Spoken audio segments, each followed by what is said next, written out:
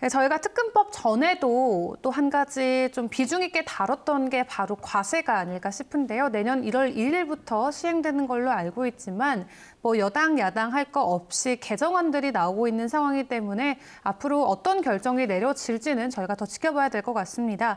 과세 어떻게 보시나요? 예, 그 지난 20일 날 그 국회 기획재정위원회 그 종합국정감사에서 더불어민주당 의원의 그 질의에 대해서 홍남기 경제부총리가 답변을 했는데 내년도부터 과세에는 문제가 없을 것이다 라고 했었죠. 정일영 국회의원의 경우는 1,300만 명이 거래소에 가입돼 있고 하루 거래액이 15원에서 16조 원이나 되고 있다. 그럼에도 불구하고 팔 때와 살 때의 가격 또는 개인별로 비교라든지 여러 부분에 대한 제도적 뿐만 아니라 그 과세에 대한 인프라가 갖춰져 있느냐라고 질의를 했을 때에 홍남기 경제부총리 같은 경우는 거듭해서 뭐 과세에는 문제가 없을 것으로 본다로 밝혔습니다. 그 홍남기 부총리가 일관되게 밝히고 있는 것은 과세의 기간은 내년 1월 1일부터지만 실질적으로 국민들이 세금이 떼이는 세금을 내는 것은 내후년 5월이지 않느냐라고 이제 그 지속적인 주장을 하고 있습니다만 이 부분인 경우는 나름대로 상당한 논리적 오류가 있습니다. 네, 이 실질적인 과세 내후년부터지만 당장 내년부터는 이 과세 원칙이 적용된다 이렇게 저희가 이해하면 괜찮을까요? 그것은 두 가지로 봐야 되겠습니다. 첫 번째는 현행 법에 의하면 네. 내년 1일부터 과세 기간이고 그리고 내년 1월 1일부터 12월 31일까지 거래한 결과를 가지고 내후년도 5월 달에 그 종합소득세 신고 기간에 신고를 해서 세금을 납부하도록 되어 있습니다. 구체적으로 내용을 살펴보면 소득세법인 경우에 2022년부터 비트코인을 비롯한 가상자산 그 거래 차액 이득을 얻은 부분에 대해서 소득세를 부과하게 돼 있죠.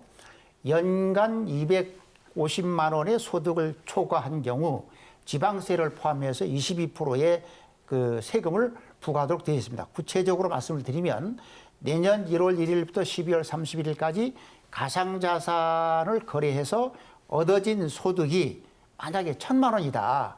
그러면 그중에서 1,000만 원 마이너스 기본 공제액인 250만 원을 제외한 750만 원에 대해서 22%에 해당되는 165만 원의 소득세를 내야 된다라고 하는 건데 이 부분에 대해서는 현재 국회에서 여와 야가 공통으로 여러 가지 문제를 지적을 하면서 1년 정도 유예를 해야 된다라고 해서 이제 정부와 국회가 치열한 공방을 벌이고 있습니다. 네, 사실 암호화폐를 팔아서 얻은 소득을 가지고 기타 소득으로 할 거냐, 이거를 뭐 금융소득으로 할 거냐 말이 굉장히 많았는데 이 말 그대로 아직까지도 모호합니다. 정확한 기준책이 마련되어 있지 않은 현재 홍남기 부총리는 뭐 오히려 괜찮다는 입장을 내비치기도 했다면서요. 예, 그렇습니다. 그 미국의 겐슬러 SEC 위원장인 경우에 가상자산 시장은 서부개척 시대와 같다. 다시 말씀드리면 그만큼 변동성이 큰 시장인 만큼 국가가 빨리 제대로 법제화, 제도화를 해야 된다라고 하는 부분을 강조를 했다고 봐야죠. 하지만 아쉽게도 우리나라인 경우는 현재 시행 중인 특근법에 의해서 가상자산의 기초적 개념과 가상자산 거래소에 대한 조항만 있을 뿐 그 외에 가상자산 전반에 대한 어떠한 제도적 장치가 마련되어 있지 않다. 즉 어떻게 보면 미국이나 일본 등 그 다른 나라에 비해서 우리나라의 대한민국 정부는 가상자산 시장에 관한 의도적 방관을 해온 것이 아니냐. 구체적으로 설명을 드리면 은성수 전 금융위원장 같은 경우 뭐라 했습니까? 가상자산이 제도권으로 들어오지 않았으면 좋겠다. 더 나아가서 가상자산 거래소를 폐쇄할 수도 있다. 뿐만 아니라 지난 2018년 당시에 법무부 그 박상기 장관 같은 경우에 가상자산 거래소를 폐쇄할 수 있다. 즉 박 전 장관의 경우는 거래소 폐쇄를 해서 투자 자체를 금지시키겠다는 의미의 발언을 했었죠. 소위 박상계 난이죠. 뿐만 아니라 유시민 노무현 재단 이사장 같은 경우도 비트코인은 사기다.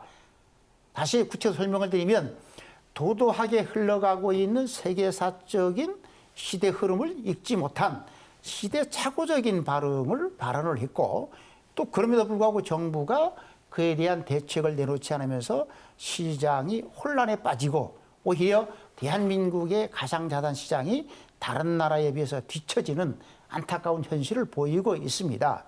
하지만 미국을 비롯해서 글로벌 가상자산 시장에서는 ETF의 승인이라든지 이미 다양한 부분이 제도화, 산업화가 되고 있다. 그래서 구체적인 내용을 들어가 보죠. 과세 문제로 들어와서 보면 가상자산 거래에서 얻어지는 이득을 가지고 과연 이것을 기타 소득으로 봐야 되느냐 하는 부분입니다.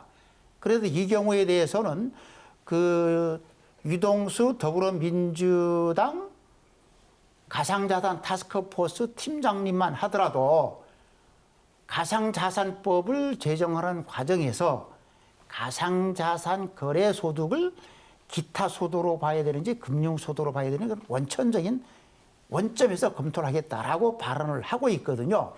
그리고 두 번째 부분인 경우는 유경준 국민의힘 의원이 그 지적하고 있는 것처럼 과연 가상자산에 대한 과세를 할 수 있는 실행 시스템이 구축되어 있느냐라고 하는 거죠. 그 구체적인 설명을 드리면 최근 금융감독원으로부터 그 제출받은 그 가상자산 과세 시스템 구축 현황을 보면 4개 원화 거래소 중에서 3곳이 정부가 빨리 가상자산 과세 기준에 대한 가이드라인을 주지 않는다면 지금 2달밖에 남지 않은 2021년도 올 연말까지 과세 시스템을 구축할 수 없다라는 답변을 하고 있음에도 불구하고 홍남기 경제부총리는 똑같은 말을 내년부터 과세를 하는데 문제가 없다. 인프라를 갖췄다라고 하는 좀 억지 주장을 펼치고 있는 것이 아닌가. 이에 따라서 그 유경준 의원 같은 경우는 그렇다면 외국에서 들여온 코인에 대해서 취득가를 어떻게 적용할 것이냐? 라는 그 원화 4대 거래소에 대한 질문에 대해서 별도 지침이 없다면 취득가를 영원으로 할 수밖에 없다라는 답변을 하고 있는 거죠.